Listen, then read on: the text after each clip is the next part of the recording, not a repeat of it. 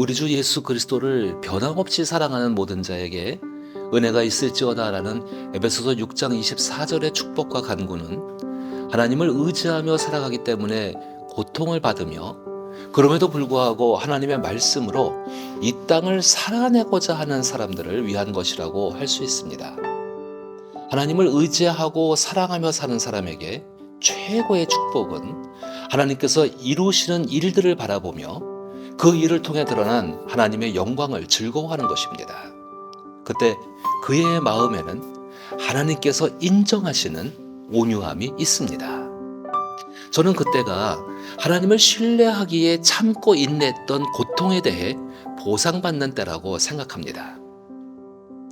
일반적으로 시편 76편은 이스라엘을 위협하는 대적으로부터 하나님의 도우심으로 전쟁에 승리한 이후에 그 승리를 기념하고 찬양하며 하나님을 더욱 잘 섬기기 위해 만들어졌다라고 추측합니다. 따라서 시편 76편을 읽는 독자들에게 하나님을 사랑하는 사람을 위해서 행동하시며 승리를 안겨주시는 하나님으로 기뻐하고 헌신하라는 의미로 생각하는 오해를 낳기도 합니다. 물론 본문 내용을 천천히 읽어 내려가다 보면 마치 전쟁이라는 사건과 또 하나님의 심판에 의해 침략군들이 괴멸되고 평화가 이루어진다라는 내용이 있습니다. 그러나 이것을 하나님을 자기 나라에 수호신 혹은 침략자에 의해 억압을 받는 사람을 해방하시는 하나님 정도로 현재의 삶에 국한시키지 말아야 합니다. 이것은 자기 중심에서 하나님을 바라보는 근시안적인 신앙입니다.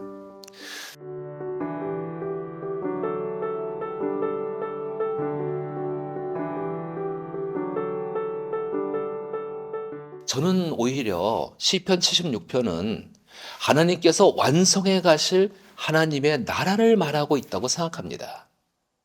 하나님께서 이루어 가시는 하나님 나라는 하나님의 성품이며 인격으로 만들어지는 하나님의 샬롬인 의와 평강과 희락입니다. 그것은 하나님의 완전한 선의 모습이며 그리스도 예수께서 자신의 모든 삶으로 본을 보이신 모습과 같습니다. 1절에서 4절은 시편 76편에서 말하는 전쟁의 의미가 무엇인지를 살펴볼 수 있는 중요한 주제를 다룹니다. 1절과 2절은 온 이스라엘의 하나님에 대한 시적인 표현입니다. 특히 예루살렘에 대한 고대 시적 표현인 살렘과 시온이라는 지명을 각각 장막과 처소로 표현하는 것은 히브리 원문으로 잠복처, 토굴과 같은 의미로 마치 사자처럼 먹이를 노리고 계시는 하나님이 거하시는 굴이나 은신처처럼 예루살렘과 시온을 묘사하고 있습니다. 이러한 묘사는 이스라엘의 전쟁의 승리가 단순히 한 민족의 승리가 아닌 하나님의 계획과 뜻 안에서 이루어진 승리임을 선포하는 것입니다. 3절을 보면 바로 그곳에서 하나님께서 화살과 방패와 칼과 전쟁을 없애셨다라고 고백합니다. 그리고 전쟁으로 승리한 나라가 가질 수 있는 전리품에 대한 관심보다 그리고 그 약탈한 것들이 가득한 산보다 존귀한 하나님에 대해 집중합니다. 이렇게 1절에서 4절은 시편 76편에서 말하고 있는 전쟁이 무엇 때문에 일어나는지를 조명해 줍니다. 이 전쟁은 단순히 이스라엘을 침략한 대적자들을 물리친 민족적 승리에 대한 이야기가 아니라 이 땅에 억압받는 하나님의 백성들을 위해 전쟁을 없애시기 위한 하나님의 심판에 담긴 전쟁임을 분명히 하고 있습니다. 이것이 바로 시편 75편에서 말한 스스로 오만한 뿔을 들고 스스로 높아진 자를 낮추시는 하나님의 공의로운 심판이 이루어진 것을 묘사합니다. 특히 5절에서 8절을 보면 75편에서 스스로 높은 채 하며 하나님의 백성들을 억압하던 자들의 최후가 어떠한지를 그립니다. 5절에서 8절은 하나님의 진노의 심판으로 낮아진 오만한 자들의 최후입니다. 그들은 영원할 줄로 알았던 그들의 힘과 소유를 다 빼앗기다 못해 어떤 도움도 받을 수 없는 비참한 신세로 영원히 잠들었습니다. 이것이 바로 하나님과 상관없이 사는 인생의 최종적인 모습입니다. 하나님은 이러한 인생을 반드시 심판하십니다. 이유는 9절에서처럼 이 땅의 모든 억압받는 자들을 구원하시기 위함입니다. 하나님은 진실로 사람의 노여움을 외면하지 않으시는 자비와 사랑의 주님이십니다. 여기서 기억해야 할 중요한 메시지가 있습니다. 그 남은 노여움은 주께서 금하시리이다. 우리는 짓눌리고 억압받는 자리에 있다 보면 분노에 사로잡히고 노여움에 사로잡혀 마치 어린 모세처럼 자신이 가지고 있는 힘으로 심판하고 재단하려고 하는 속성을 가지고 있습니다. 그러나 시편 76편은 우리 인생의 노여움과 억압으로부터 구원하시고 보호하시기 위해 친히 일어나시는 하나님에게 초점을 둘 것을 강조합니다. 이러한 마음은 쉽게 가질 수 있는 마음이 아닙니다.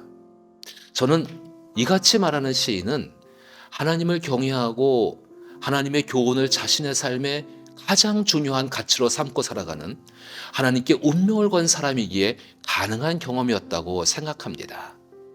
만약 스스로 구원을 얻고자 73편에서 말하는 번민처럼 하나님에 대한 인격을 더 이상 신뢰하지 않고 미끄러지고 넘어져 이미 오만한 자들과 같이 자기 힘을 의지했더라면 과연 이러한 하나님으로 인한 구원의 역사와 감격을 누릴 수 있었을까요? 시편 76편의 시는 73편에서처럼 극심한 고통과 번민의 자리, 오만한 자리에 영화를 바라보며 질투를 느끼며 미끄러질 위기에 있는 신앙인들에게 하나님은 반드시 온유한 자들을 위해 반드시 일어나 구원하시는 하나님임을 기억하라며 넘어지지 않고 인내하기를 권면하는 것입니다.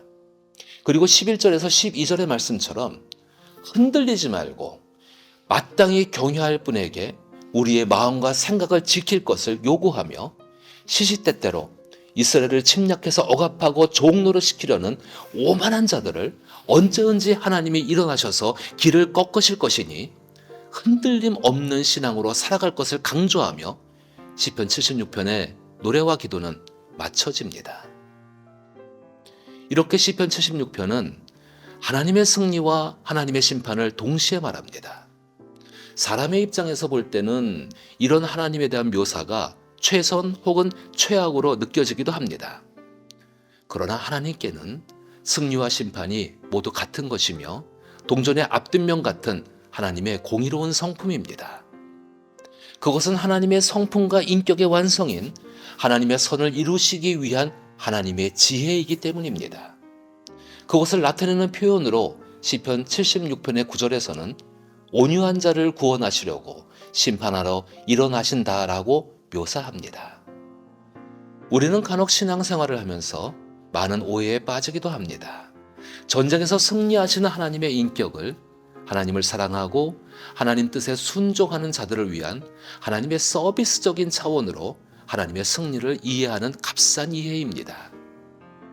우리는 이러한 전쟁을 통해 승리의 전사로 묘사되는 하나님에 대한 이미지를 보다 구체적으로 예수 그리스도의 삶의 모습을 통해 보다 정확하게 이해할 수 있습니다.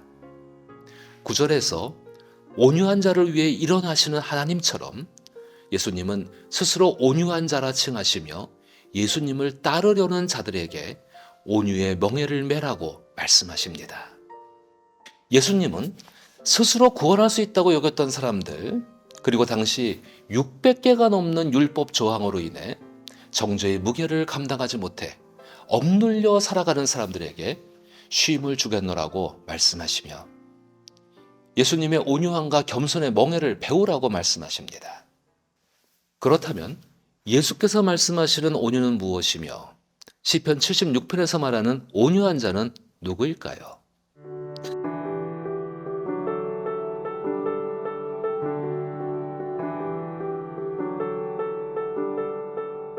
한글 사전의 온유는 마음씨가 따뜻하고 부드러움이라고 표현했습니다. 이런 의미에서 온유한 사람은 매우 친절한 사람일 것입니다. 그런데 성경에서 사용되는 온유는 자기 자신의 존재가 하나님으로 말미암는 것을 아는 겸함이라고 말합니다. 히브리어에서 온유는 비천한 억압된 노예 상태에 있는 것을 의미합니다. 이런 의미에서 사용된 온유의 의미를 저는 크게 두 가지로 이야기하고 싶습니다. 첫 번째는 단어가 가진 의미 그대로 비천한 삶의 자리, 즉 억압의 자리에 있는 상태를 말하는 것입니다. 그리고 두 번째는 자기 스스로 그 자리에 있는 자로 여기는 겸허함입니다. 이것은 예수 그리스도처럼 하나님의 뜻에 완전하게 순종하며 이웃에게 노하던가 교만한 생각을 품지 않도록 스스로 낮은 자로 여기는 겸허함입니다. 따라서 예수께서 자신을 소개하실 때 나는 마음이 온유하고 겸손하니 내게 와서 배우라라고 말씀하신 것은 비천하고 억압의 자리에 있지만 강자에게 비굴해지지 말고 하나님의 말씀을 따라 사는 삶, 즉 시편 1편에 복 있는 사람처럼 죄인과 악인의 길에 서지 아니하며 오만한 자리에 앉아 자신의 분노와 교만에 사로잡히지 않고 하나님 나라를 추구하는 삶의 멍에를 메고 살아가는 것이 온유한 자라는 것입니다. 하나님은 이러한 자들을 위해 친히 일어나셔서 역사하시는 신실한 하나님이십니다. 온유함은 예수의 성품을 닮아가는 사람에게 성령께서 자연스럽게 만들어주시는 자기의 인격입니다. 주 예수께서는 따르는 인기와 명예가 있으셨지만 스스로 당신의 자유를 가지고 낮은 자의 모습을 보이심으로 하나님의 영광을 드러내셨습니다. 그것은 장년이 된 모세도 마찬가지입니다. 온유는 더 많은 선을 위하여 자기를 희생하는 의지입니다. 우리는 하나님 나라를 천국이라고 말하죠. 그리고 주 예수께서 선포하신 회개하라 천국이 가까이 왔다처럼 주께서 시작하신 천국은 오늘날 부활하신 예수 그리스도께서 보내신 성령과 함께 여전히 이루어지고 있습니다. 이제 우리는 무엇을 해야 할까요? 예수 그리스도의 십자가에서의 죽으심과 부활의 사건은 우리가 이해할 수 없는 사건입니다.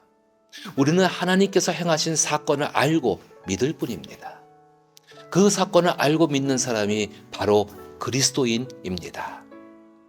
하나님 나라는 그리스도인에 의해서 모습이 드러납니다. 그리고 그리스도인들은 주 예수님을 닮아가는 사람들입니다. 주 예수의 인격을 닮아간다는 것은 하나님 말씀을 이루시는 삶을 사셨던 주 예수님처럼 성경을 통해 하나님의 인격을 발견하고 하나님의 인격을 자기 삶으로 표현하는 것입니다. 바로 그러한 사람이 성경에서 말하는 천국을 침노하는 사람으로 세상을 살아가고 있는 온유한 사람입니다. 인색함이 없는 온유함으로 자기를 희생하셔서 부활의 삶을 살아가는 기쁨이 무엇인지를 알게 해주신 주 예수를 기억하며 하나님의 선을 이루는 온유한 사람이 될 수 있기를 나사렛 예수 이름으로 축복합니다.